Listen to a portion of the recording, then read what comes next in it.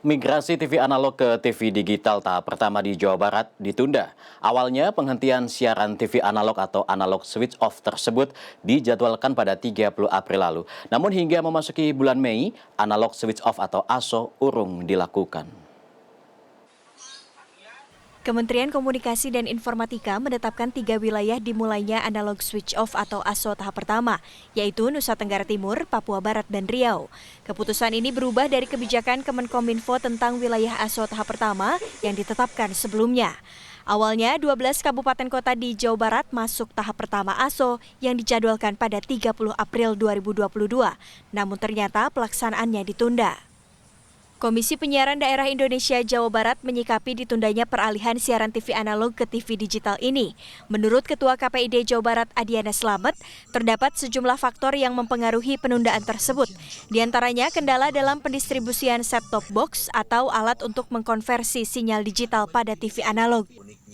Isu tentang kolaborasi pemegang multiplexing gitu dengan pemerintah provinsi, dengan KPID, dengan pemerintah kabupaten kota itu tidak maksimal dan sangat parsial. Data DTKS yang kemudian ada gitu ya, itu tidak mencantumkan RT RW-nya untuk saudara-saudara kita yang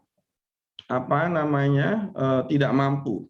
Data dari KPID Jabar mencatat distribusi set-top box pada masyarakat Jawa Barat untuk ASO tahap pertama ini baru mencapai 0,5% dari total 600.000 set-top box yang diperlukan.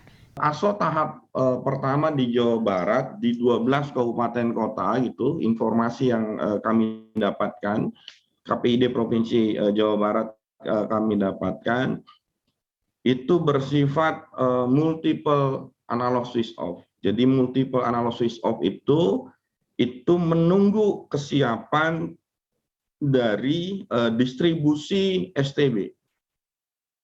Jadi misalkan di 12 kabupaten kota ini, Kabupaten Garut dan Kabupaten Sumedang yang sudah siap, misalkan ini lagi dibangun kesepakatan kesiapan itu berapa persen distribusi STB-nya gitu, itu akan dilakukan analog switch off. Dinas Komunikasi dan Informatika Jawa Barat menilai perlu adanya koordinasi lebih optimal antara pemerintah pusat, provinsi, dan daerah guna menyukseskan pelaksanaan ASO.